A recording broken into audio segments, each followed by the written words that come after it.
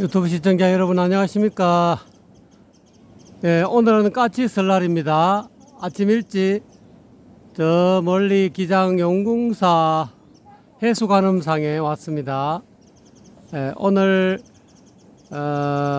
도론도담의 주제가 관세음보살 어떤 분이신가, 관세음보살에 관한 그런 도담이 있겠습니다. 이 추운 아침에 까치 설날에 같이 동행해 주신 우리 방교사님 반갑습니다. 예, 반갑습니다. 오늘 이 추운데 오늘 한번 보여드릴까요? 너무 이 용궁사 앞에 전경이 너무 아침 전경이 일출 전경이 멋있고요. 오늘 날씨가 너무 화창합니다.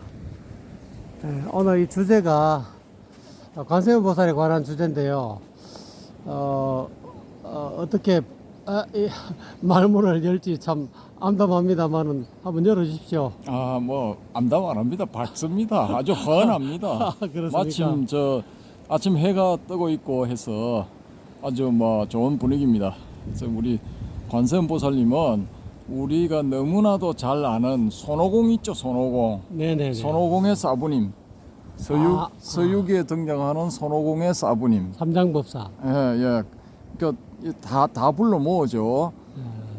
이 서역으로 가서 이 불경을 가져와서 번역하도록 조치를 취하시오라는 그 석가모니불의 이제 부탁을 받고 이 관세음보살님이 이제 인재들을 불러 모으죠. 거기서 발탁된 사람이 이제 스님으로서는 현장 스님, 현장 스님이죠. 현장 스님. 그 다음에 이제 요괴들 3명의 요괴가 이제 손오공, 저팔계, 사오정 이렇게 3 요괴가 이제 선택이 됐고요. 또 백마가 선택이 되죠. 백마.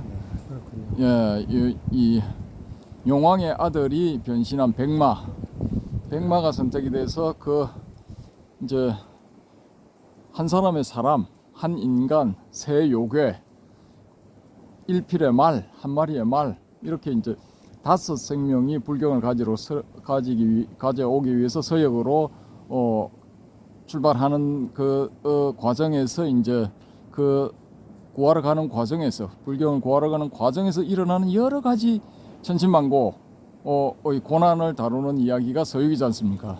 그렇죠. 그 뒤에서 이제 일행들을 다 이렇게 이제 조절하는 분이 바로 관세음보살님. 진두지휘 한다고요? 예, 이제 아주 위급한 상황에서 또 나타나기도 하고 또 너무 편안한 상황에서 또 요괴들을 출동시켜서 괴롭히기도 하고 그렇습니까? 그렇게 해서 이제 고난을 겪어야만이 불경을 가져올 수 있는 자격도 생기고 의의도 또 남다른 의의가 생긴다. 그런 의미입니다. 그래서 인생도 그냥 너무 편안하면은 좀 그렇죠. 인생도 좀 고난이 있어야 그 가치가 있다. 그런 확대 해석도 가능합니다. 그렇군요. 예.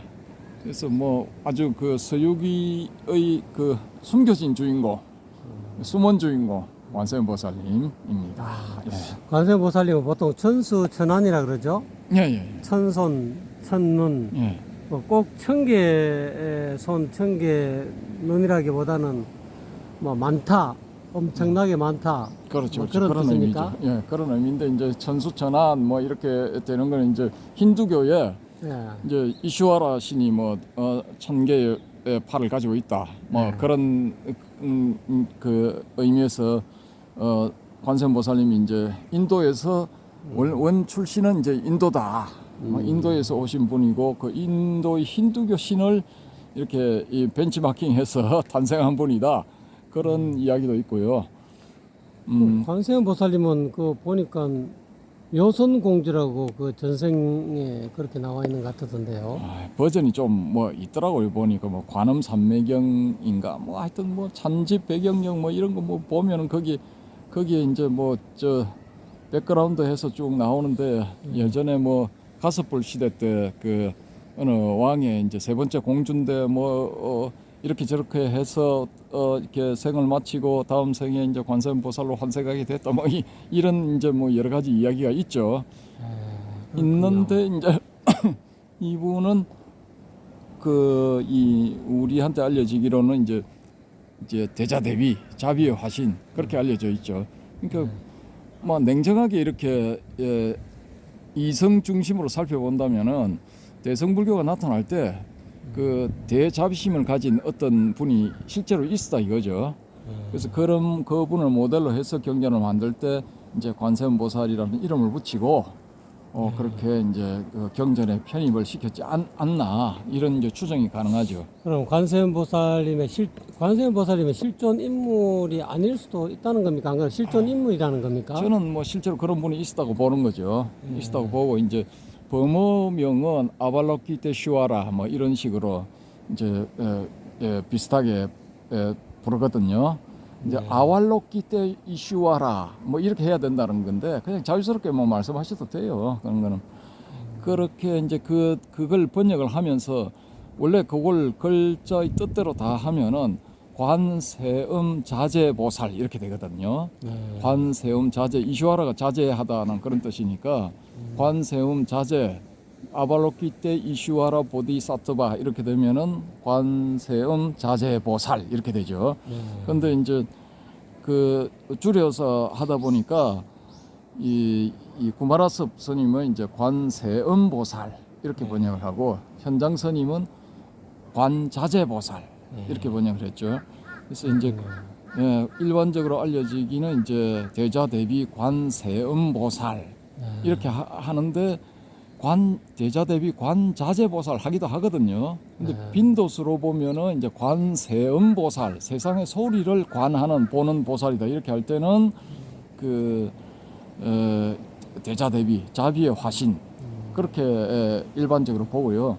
또 관자제보살 할 때는 지혜의 측면을 강조한 그런 명호다 이렇게 이제 보는 거죠.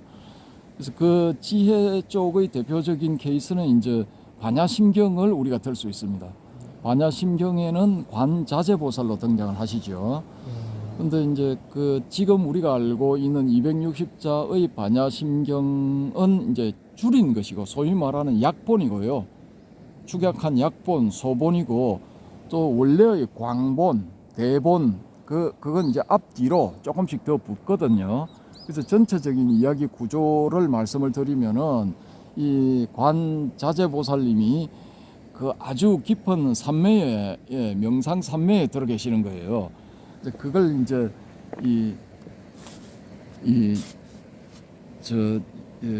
사리자가 이제 그 의문이 생기는 겁니다. 과연 무슨 산매에 들어 계실까라는 의문이 생겨가지고 이 관자제보살님을 깨워서 이제 명상에서 나오게 한 다음에 이제 좀 여쭤보려고 이렇게 시도를 해봤는데 어린 반푼어치 아무 반응이 없어.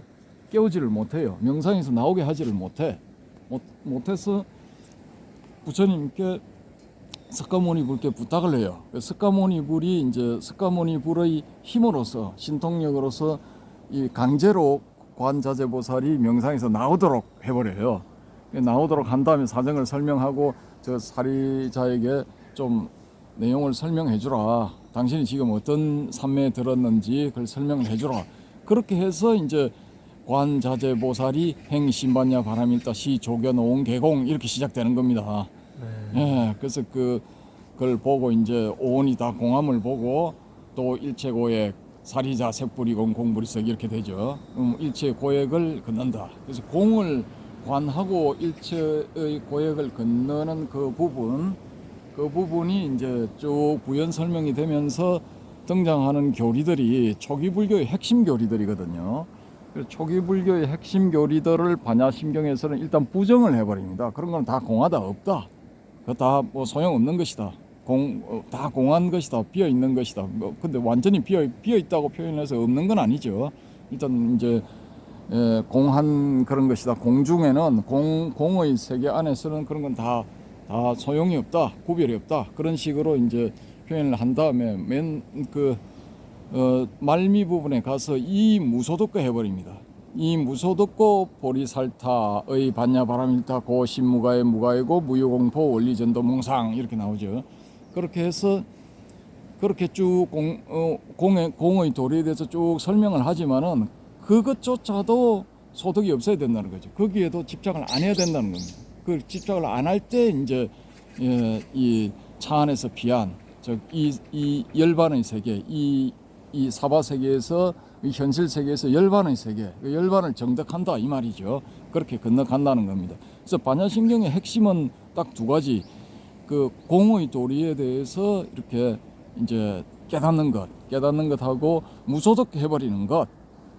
그 잡다한 여러 가지 교리들에 대해서도 무소득을 해야 되지만은 그 공의 도리에 대해서도 집착을 하지 않고 무소득을 해버려야 된다는 겁니다. 그래서 그런 측면에서 보면은 이 금강경의 무집착 사상하고도 일맥상통한다고 볼 수가 있습니다. 그래서 이 반야심경의 관자재보살님은 그 지혜의 측면의 보살님이거든요. 그래서 우리가 일반적으로 알고 있는 자비의 측면, 관세음 보살님, 관자재보살님은 자비의 화신이다라는 측면만 볼 게 아니라 지혜 측면도 봐야 된다는 것입니다. 그렇군요.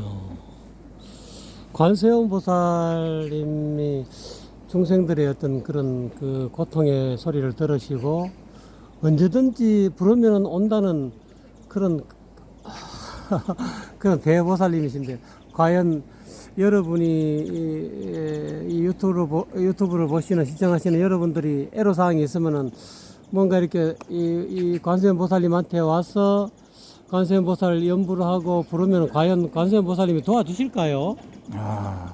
그 믿거나 말거나인데요. 믿는 분들한테는 나타나고 안 믿는 분들한테는 안 나타납니다. 그렇습니까? 간단합니다. 선택의 문제죠. 어쨌든 간에 뭐 간절한 소원이 있고 이렇게 관세음 보살님을 부르면은 반드시 나타난다는 그런 보살님 아닙니까? 맞습니다. 오늘은 이 기장용궁사 해수관음보살상 앞에서 관세음 보살에 대해서 간단하게 도론도담이 있었습니다. 시청해 주신 이 까치설날에 여러분 시청해 주신 여러분 대단히 감사합니다.